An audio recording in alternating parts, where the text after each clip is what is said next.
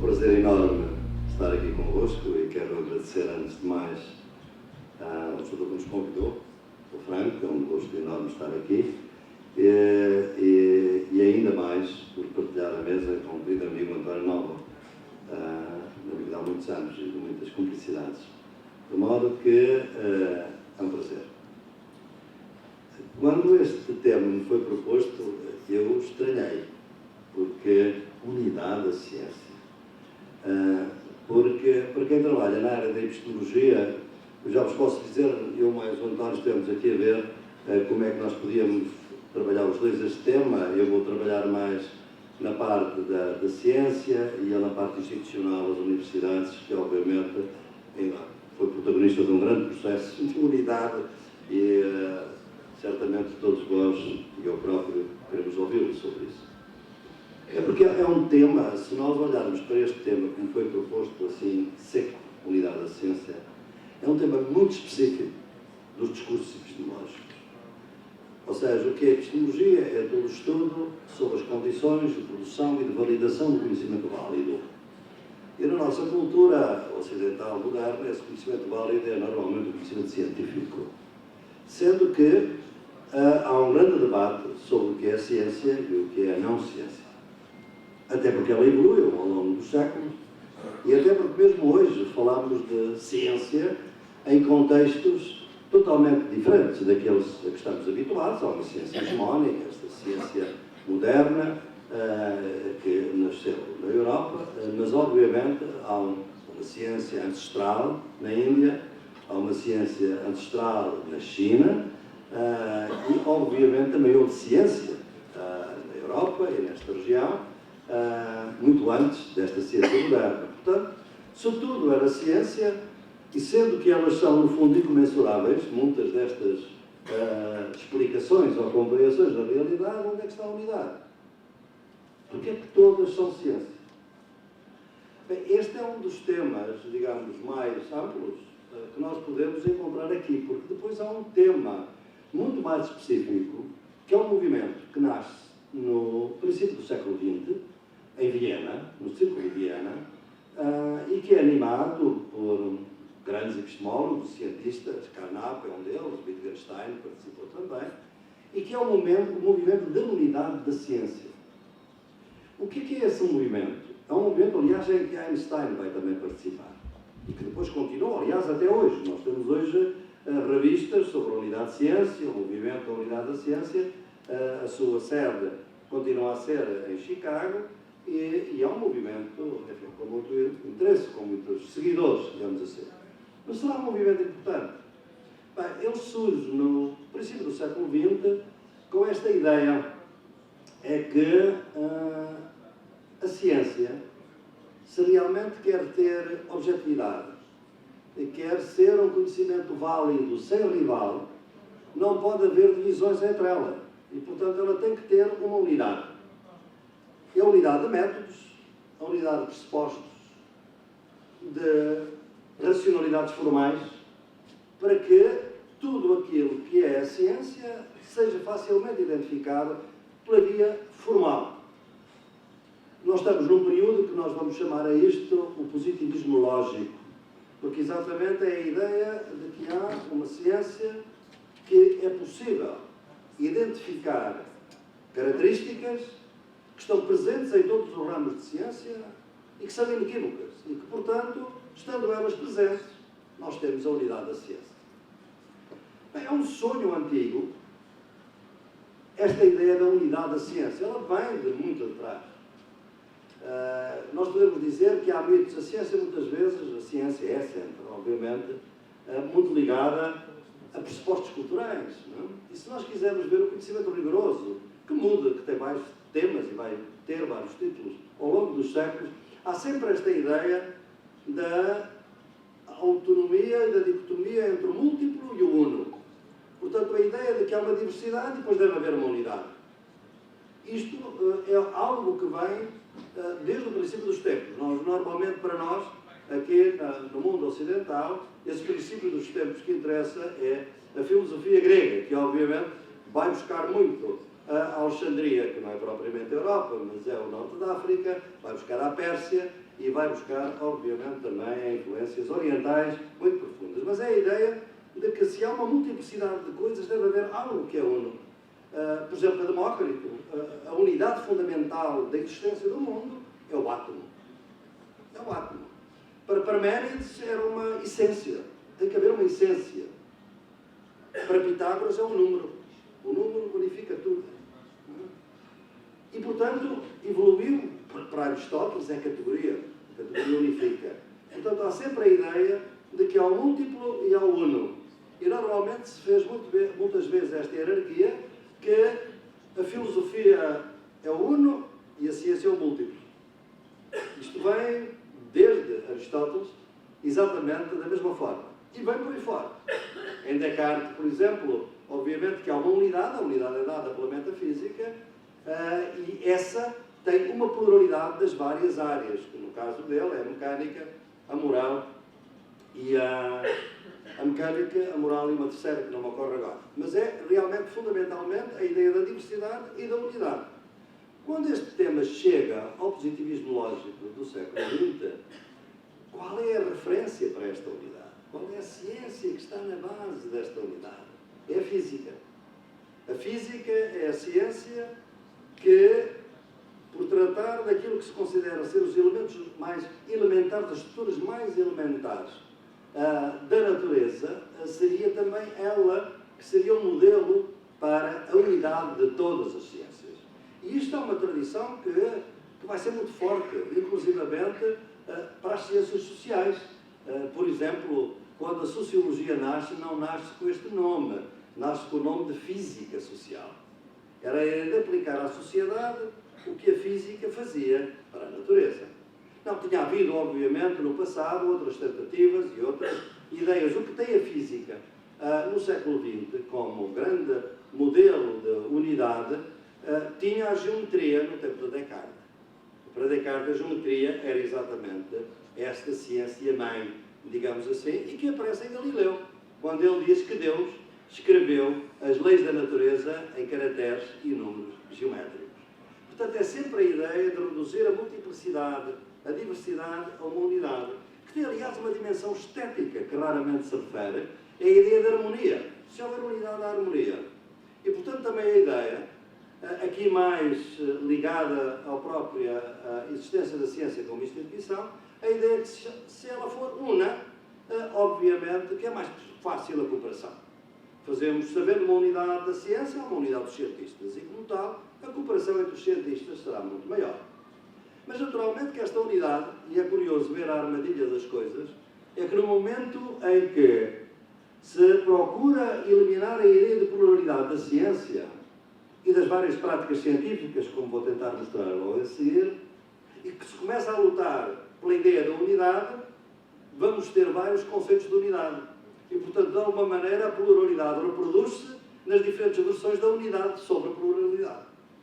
Porque essa unidade começa por ser uma unidade externa, isto é, o que divide a ciência da não-ciência, e depois uma unidade interna, o que é que une a física à química, o que é que une qualquer delas às ciências da vida e qualquer delas às ciências sociais. E para alguns, as ciências sociais e as humanidades estariam fora, para outros, era perfeitamente possível que elas, analogicamente, pelo menos, utilizassem as mesmas metodologias, a mesma racionalidade, e esta ideia de unidade é uma ideia que, como digo, é ancestral, mas vai ter um grande impulso durante o Iluminismo, por causa exatamente da tradição enciclopédica. Portanto, sistematizar o conhecimento, dar unidade ao conhecimento. E essa sistematização vai atravessar, de facto, toda a nossa tradição. Nós temos, aliás, no próprio Kant, também a ideia da matematização da realidade, é a mesma ideia. A ciência geral, do Leibniz, por exemplo, que é também uma outra formulação de que há uma ciência geral. Embora, para muitos, efetivamente, a ciência era o plural, e, naturalmente, a metafísica, para Hegel também, será a filosofia, será a metafísica, que é realmente essa unidade. As metáforas da unidade vão ser muito diferentes. As mais correntes são a árvore e a pirâmide. A árvore, naturalmente, que tem a sua raiz. Em Descartes, a raiz é metafísica. Depois tem o tronco, que é a física. E depois tem os vários ramos de ciência, onde estavam, entre outros, a mecânica e a moral. Portanto, tem exatamente toda esta diversidade, mas com algo que tem uma unidade, que é uma árvore. Mais tarde, a metáfora é da pirâmide. As ciências foram evoluindo do simples para o complexo. E, portanto, as ciências que se desenvolveram mais, e aí estava a física, naturalmente, foram as ciências que trataram das coisas mais elementares e simples da natureza. À medida que aumenta a complexidade, nós vamos subindo a pirâmide. E onde é que é a máxima complexidade? É quando a ciência vai estudar nós, vai estudar a sociedade. Porque aí há uma complexidade enorme, porque não são objetos que são independentes de nós. Somos nós, como cidadãos, que somos simultaneamente objetos de estudo da sociedade e cientistas sobre essa realidade. E, portanto, aqui há logo um grande problema, como podem imaginar, que é quase um dilema, como é que se separa o sujeito do objeto, quando o objeto é ele próprio também um potencial sujeito de ciência, digamos assim. E, portanto, há toda uma ideia de que a ciência social é, quiçá, a mais complexa e é por isso que ela surge em último lugar. Esta é a teoria do Comte. O Comte tem essa ideia e, como eu disse, vai chamar física social, porque pensa que as sociedades, que as ciências vão aplicar exatamente analogicamente todas elas a mesma metodologia e a mesma racionalidade, sendo que havia uma pluralidade de racionalidades enorme, digamos assim. O conceito de racionalidade no século XVII é o conceito que nós hoje chamaríamos de razoabilidade. Argumentar é o conhecimento frenético do Aristóteles, é a ideia de que nós não temos um conhecimento que demonstre efetivamente e para todo sempre uma realidade, que no modelo aristotélico seria o conhecimento político, mas é um conhecimento de convencimento, de argumentação, de uma comunidade, de um auditório, como esta aqui, que pode ficar convencida pelos meus argumentos ou não pode. E que, se ficar convencida, isso funciona como, no fundo, uma argumentação válida, uma racionalidade válida, porque ela é argumentativa. Mas, a partir do século XVIII, queremos uma racionalidade mais dura, uma racionalidade que mostre, objetiva e neutramente, o que é a realidade tal e qual como ela existe. E, portanto, a verdade que os cientistas procuram é uma representação da realidade. E, portanto, ela não pode ser outra, obviamente. Claro que os debates aqui são enormes. E como podem ver, mesmo já nesta altura, no século XX, quando esta discussão, mesmo no Círculo de Viena, quando ela tem o seu lugar, cada um dos que participam neste movimento tem diferentes concepções de ciência. Quais são os grandes problemas que esta ideia da unidade de todas as ciências vai ter? Bem, a primeira é esta. Bem, já viram o dilema de não ter uma concepção unitária de unidade. E se não temos uma concepção unitária de unidade, estamos outra vez na pluralidade. E, portanto, de alguma maneira, caímos naquilo que queremos evitar. Não é? Mas o que nós vamos assistir ao longo do século XX é outra coisa. É que cada ramo da ciência se vai especializar. E se vai aprofundar naquela sua área, especializar, centrar-se numa determinada área e ver-se nitidamente que ela é muito centrada no seu tema. Ela é uma especialização. E, portanto, cada vez mais vai haver necessidade de complementar a especialização com a interdisciplinaridade. É aí que começa, nos anos 30, a discutir-se muito a questão da interdisciplinaridade. Como é que a física fala com a química, por exemplo? Vai ser fundamental nesta altura. Mais tarde com a genética.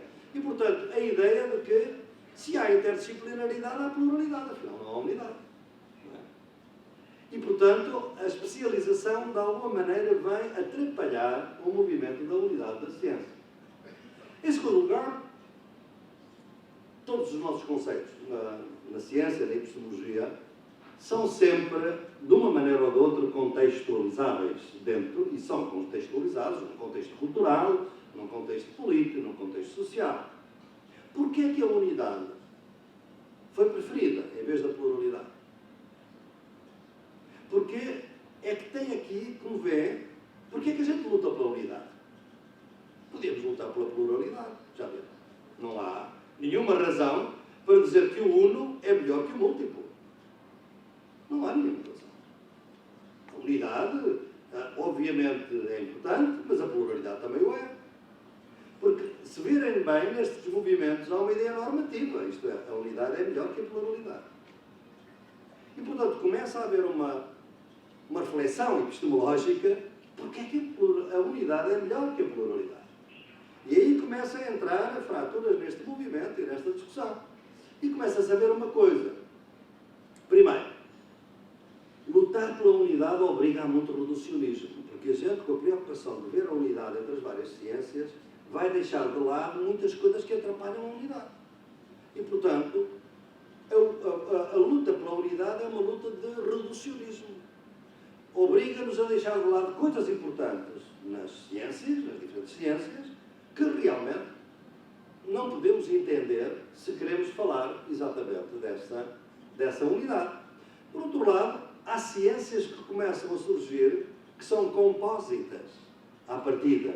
A bioquímica, a genética, a citologia.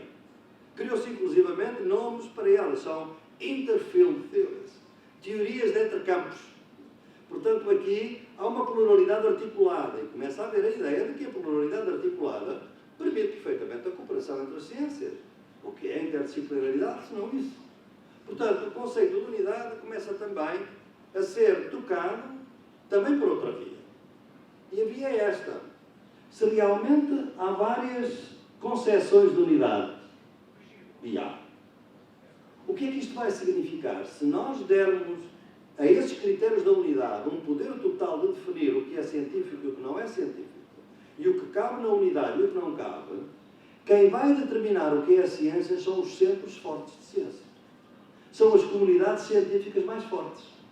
As periféricas não vão poder ter nenhuma capacidade de poder interferir nessa unidade.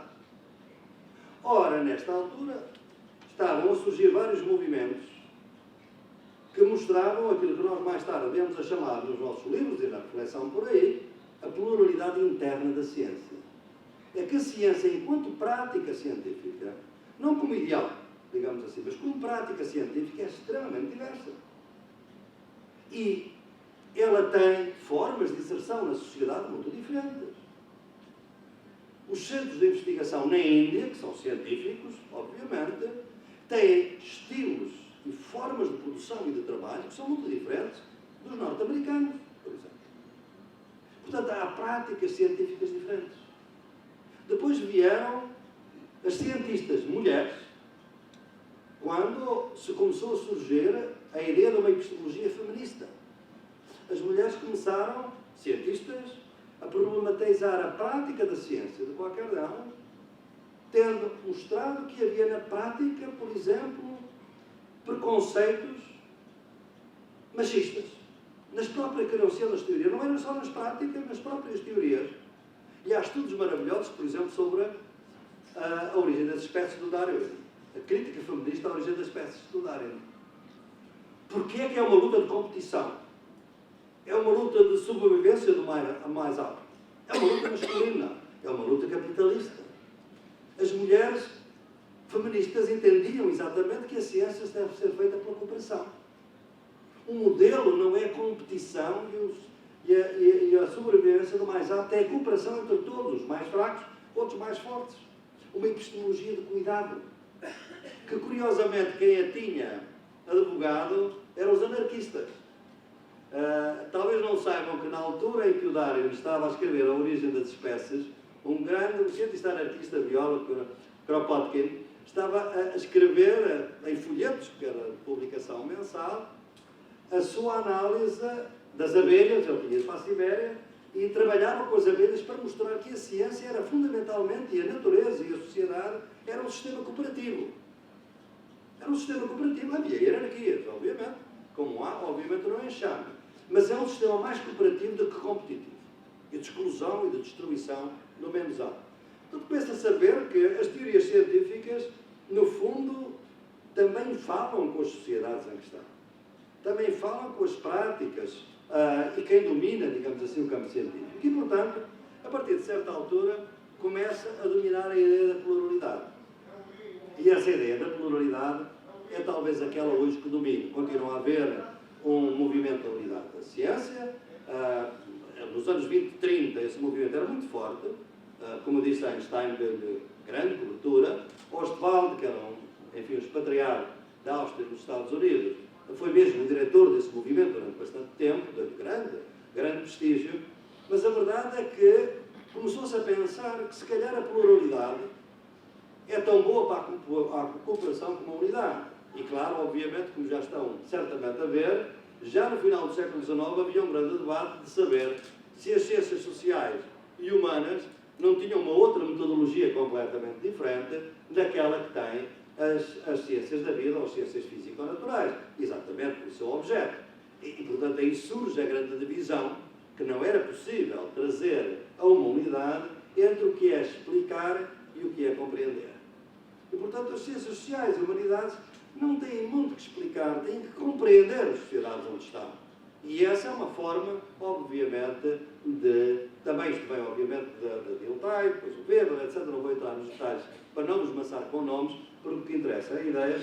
Mas a ideia foi essa. A pluralidade é, efetivamente, um asset, é, portanto, uma coisa positiva. E, naturalmente, tem a ver com a democratização das sociedades, a expansão da ciência, muito mais cientistas em diferentes países a produzir ciência.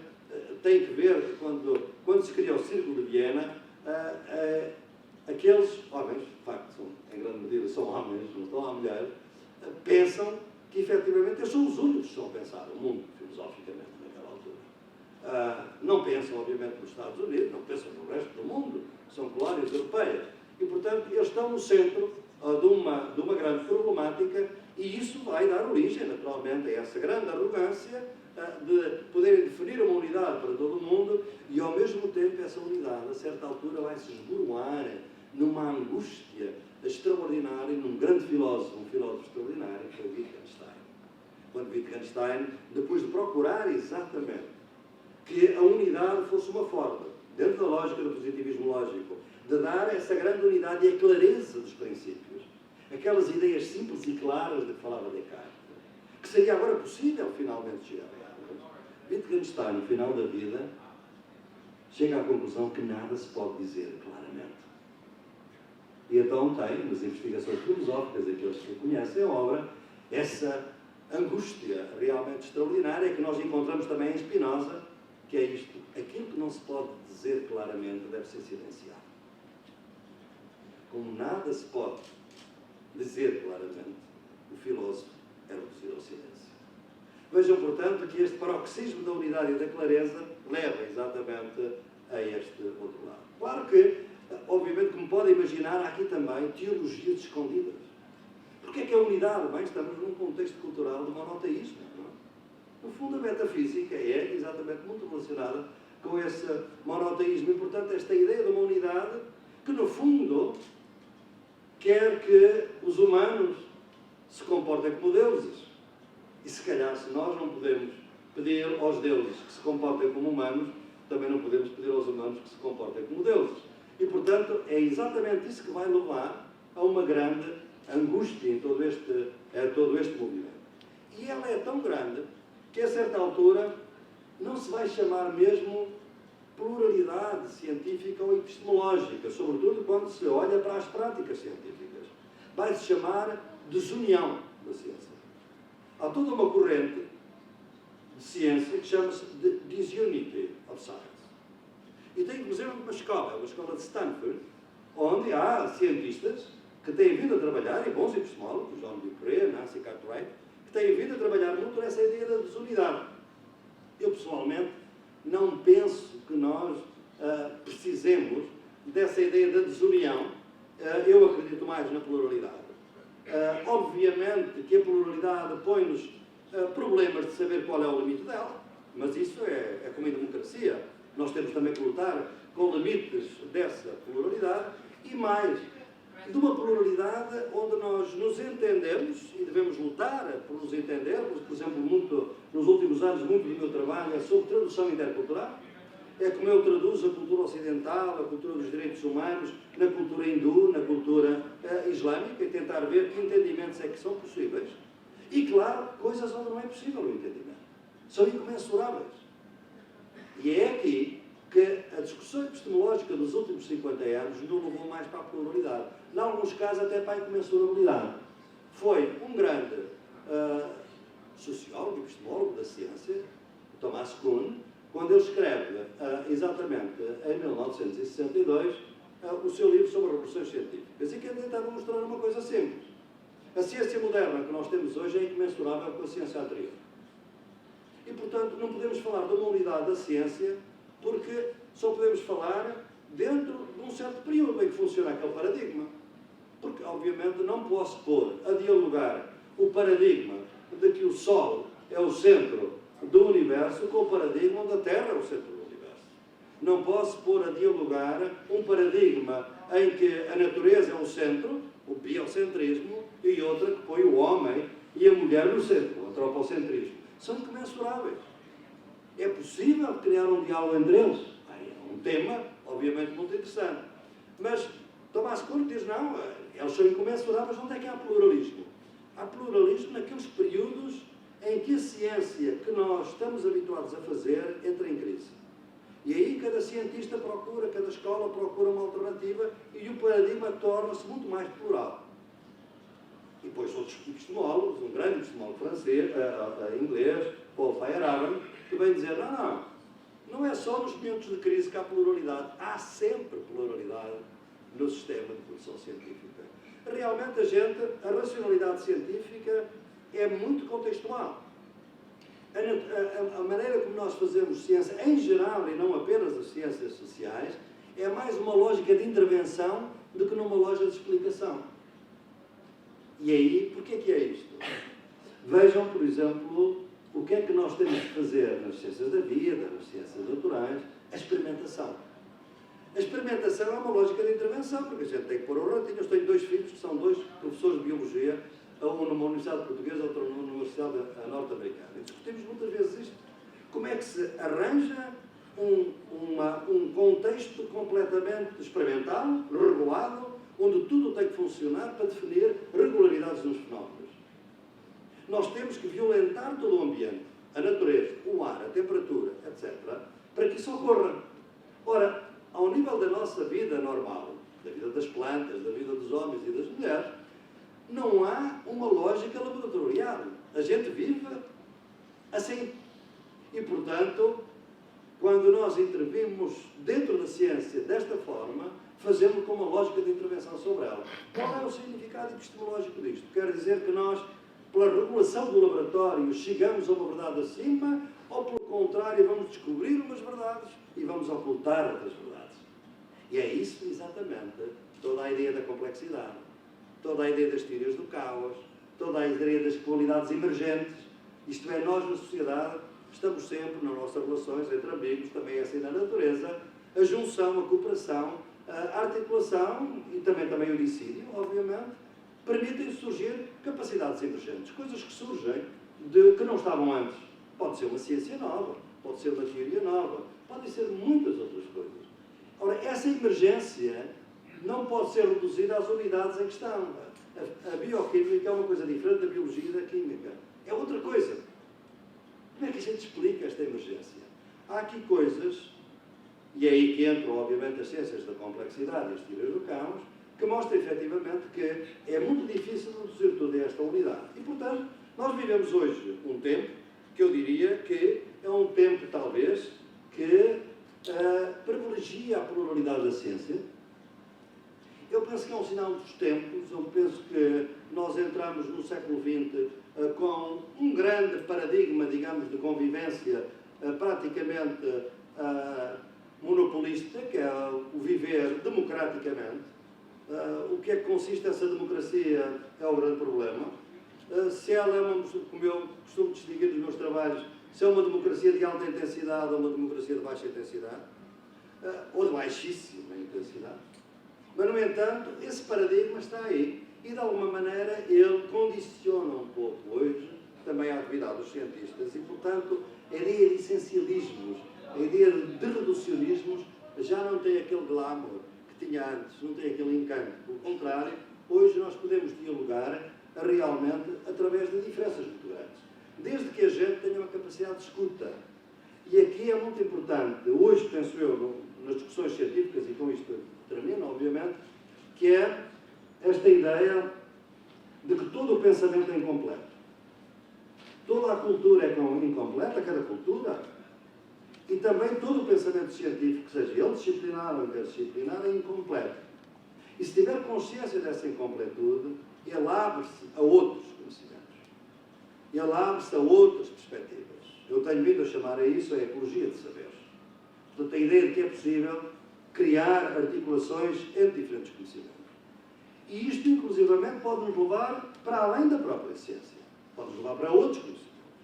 Como eu costumo dizer sempre aos meus alunos, se eu quero ir à Lua, eu preciso de conhecimento científico.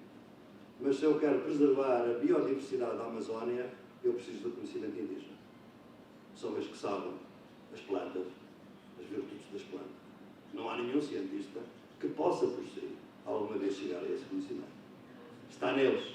Portanto, para diferentes propósitos, diferentes objetivos, precisamos de diferentes conhecimentos. Eu penso que é esta a mensagem que eu vos quero deixar, não vos quero atormentar por vezes esta pluralidade, como digo, não vai só à ideia da desunião, mas pode ir a algumas teorias que começam hoje a surgir, já são, enfim, dos anos 60, 70, mas hoje é que começam a ser conhecidas, que é a teoria do pluriverso. Se calhar a pluralidade é tão grande que não há um universo, há um pluriverso. Claro que isto obriga, já é uma coisa que vai muito para além do conhecimento, porque não é sequer já uma questão epistemológica, é uma questão ontológica, é uma questão de ser, não é uma questão de conhecer. Esse é um tema que seria um debate, deveria ser uma outra sessão e certamente um conjunto de sessões que nós pudéssemos apresentar. Muito obrigado.